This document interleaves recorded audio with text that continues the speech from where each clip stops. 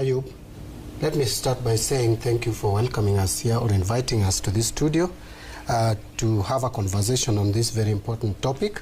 I'm happy that the people of Kenya from last year have been more conscious about taxation issues.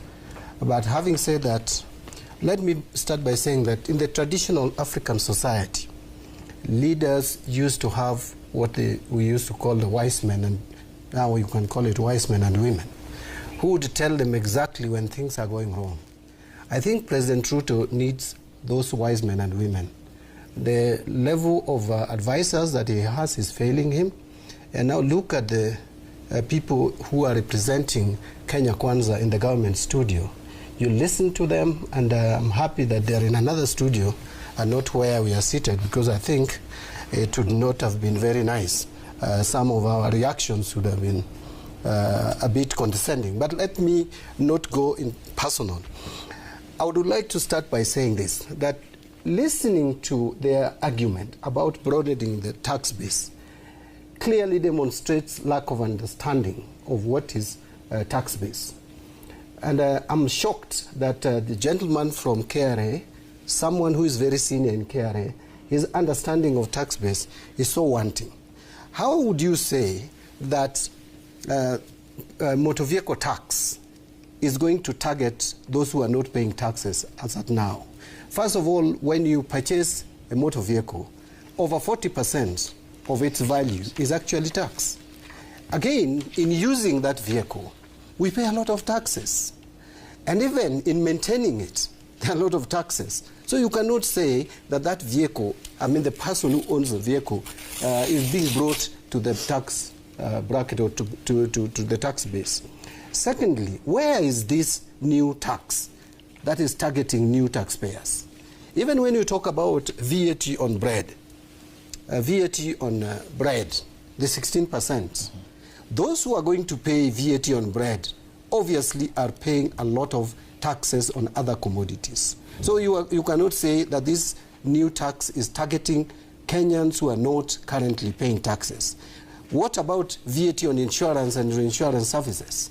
As a matter of fact, insurance and reinsurance services, those companies pay a lot of taxes to our economy, including those who even benefit from the same services that they offer. Financial services. I want to tell Ruto, please, the President of the Republic of Kenya, listen to us. Do not treat money transfer as income. Money transfers, I today would want my mother in the village to receive 1,000 shillings, 5,000 shillings, 10,000 shillings. That is my income, which has already been taxed at sometimes 32.5%.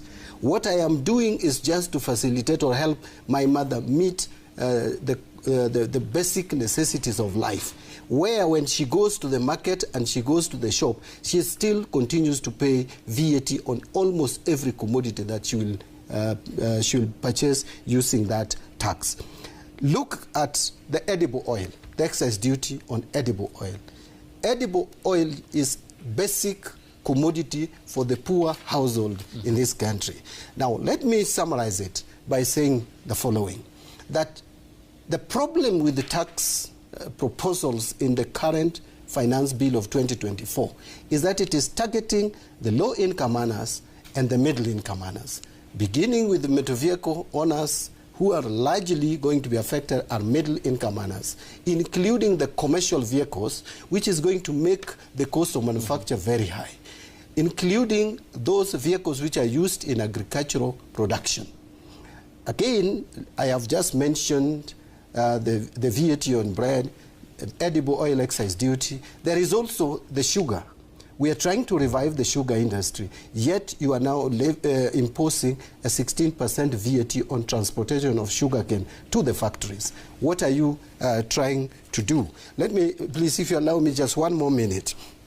You see, I have heard my colleagues talk, and Honorable Bill Okero actually ably put it, that the difference between Kibaki's approach, because Kibaki also came to power when we had economic challenges in our economy, and the difference is that President Kibaki grew the economy, or came up with policies to grow the economy. But something else that has not been mentioned is that President Kibaki emphasized on tax management and tax administration.